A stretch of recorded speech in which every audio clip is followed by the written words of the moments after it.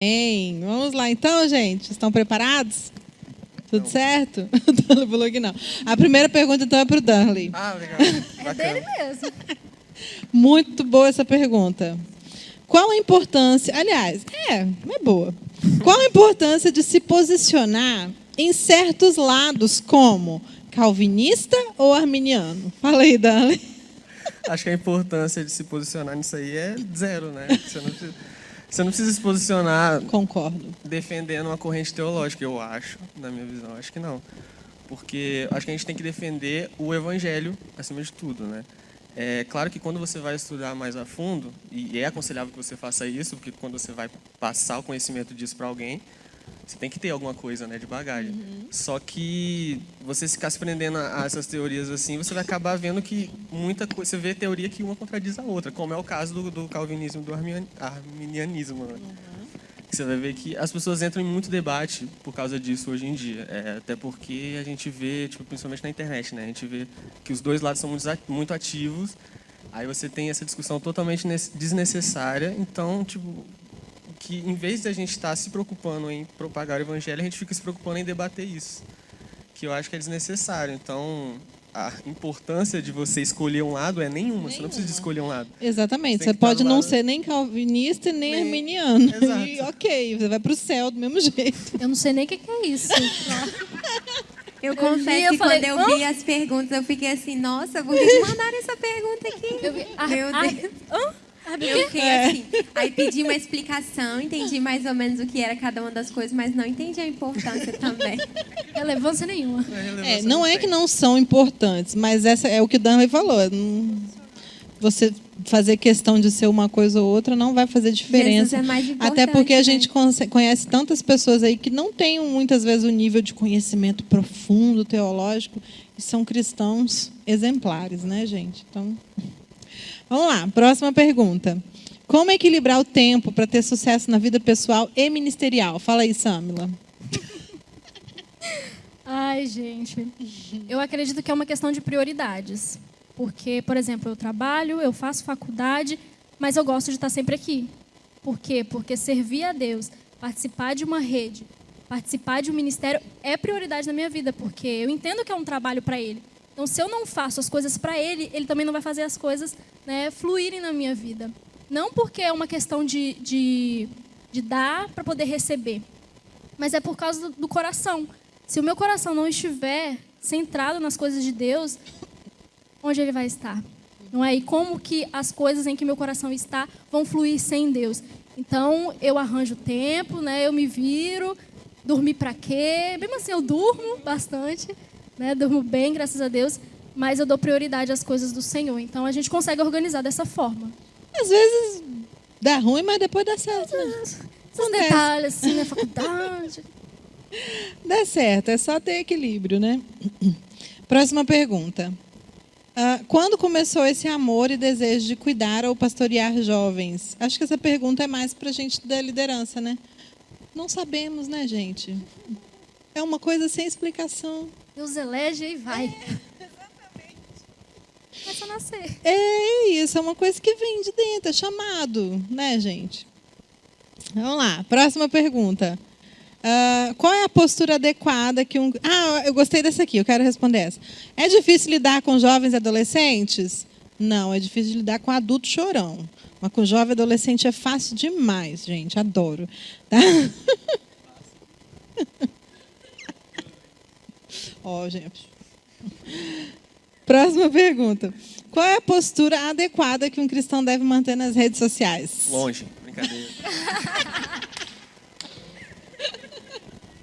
E aí, quem quer responder essa? Eu quero falar dessa. A postura, acho que a mesma postura que você deve manter diante do seu pastor, diante do seu líder de célula, diante de Jesus, né? Porque muitas vezes, nosso Deus, gente, muitas vezes, a gente vê nas redes sociais muitas coisas que são comuns, que está todo mundo fazendo, o mundo fazendo, e a gente quer fazer isso como se fosse normal, né? Quando, na verdade, ao invés de permitir que o mundo nos influencie nas redes sociais, nós deveríamos influenciar o mundo. Então, a postura deve ser a mesma que você mantém diante de Jesus em qualquer outro lugar. Agora uma pergunta minha. É errado fazer lista de amigos mais próximos no Instagram para você fazer post de crente em uma lista e post de não crente em outra? Jesus está em qual lista, hein? Ainda bem que eu nem tenho essa lista. Jesus está em qual dessas listas? Engraçado como que isso é comum, né? Não é? É comum, gente. Só isso mesmo. que eu queria Misericórdia. Vamos lá, falar. Jesus tá nas próximo. duas manhãs, Nada né? está escondido para Deus.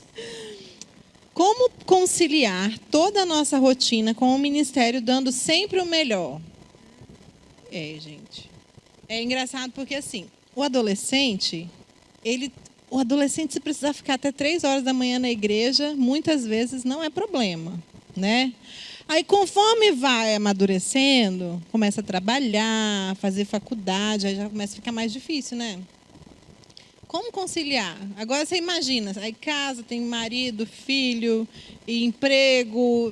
Como conciliar tudo isso para dar o melhor no ministério, gente? O que vocês acham? Misericórdia do Senhor, né? Porque não é fácil, não. O que seria esse dar o melhor? Não é? Porque às vezes você acha que você tem que estar abafando em tudo, né? E talvez isso nem sempre será possível, né? Porque às vezes você está aqui na igreja servindo a Deus, mas talvez ficou lá seu guarda-roupa para você arrumar. Talvez ficou, sabe, uma atividade Casa da pra faculdade. limpar. Então, assim, acho que a gente não pode se culpar por isso. Porque, consequentemente, a partir do momento em que você se doar demais para algo vai ficar defeituoso. Então, eu acho que é mais ou menos aquela coisa que eu tinha falado antes, a questão da prioridade, e você dar aquilo que você pode, né? Você se dedicar ao seu máximo, não para que os outros vejam e falem, nossa, ela está fazendo demais aí na igreja, nossa, ela é uma ótima isso. Né? Aí em casa, aí às vezes Casa dá o melhor na tragédia. igreja, né? E em Isso. casa... E não passa um pano na casa. Acho que o melhor que pode fazer é você encontrar um equilíbrio, né, entre todas as áreas da sua vida, até porque a vida ministerial é só uma parte, né, da sua vida Isso. por completo. Família, por exemplo, é a prioridade. É o primeiro ministério da pessoa. família. Então, às vezes, a pessoa quer se dedicar muito aqui na igreja, mas a família está precisando. Então, assim, é complicado, né? Tem que equilibrar. Sim, verdade. Muito bom. Frequentar a igreja e participar de ministérios é ter meu passaporte garantido para o céu? Sim, carimbado. Não. Seria muito fácil, né? Se fosse assim, nossa Deus. O que a Bíblia nos ensina, né? A salvação vem pelas obras? É pelas obras que a gente é salvo? Pela graça e através da fé, mediante a fé. Né, gente? Não é mediante Você, assim, o seu abra trabalho. os portões, vem trabalhar na igreja e vai para o céu. Mas isso é interessante, gente, porque é uma contracultura, na verdade, né? Por quê? Porque muitas vezes na nossa infância, adolescente, nós somos ensinados a lutar pelas coisas, né? Você tem que lutar para você conseguir alguma coisa. E às vezes a gente leva isso para a nossa vida espiritual, que a gente acha que a gente tem que lutar para conseguir mérito diante de Deus. E não é bem assim, né?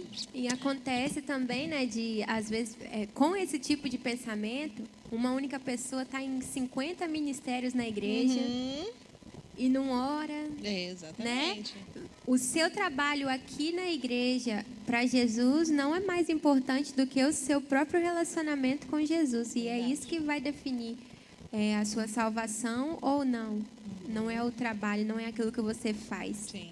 É importante a pessoa saber também que não tem como justificar o contrário. Por exemplo, eu vou para o céu também, então se eu não ir para a igreja ou se eu não fizer parte do ministério, não tem problema, né? Porque tem que trabalhar também para as coisas do Senhor. Então também não exclui uma coisa como Você- justificativa. A gente não é salvo pelas obras, né, mas as obras são a comprovação da nossa fé, né? E a gente é salvo mediante a fé também.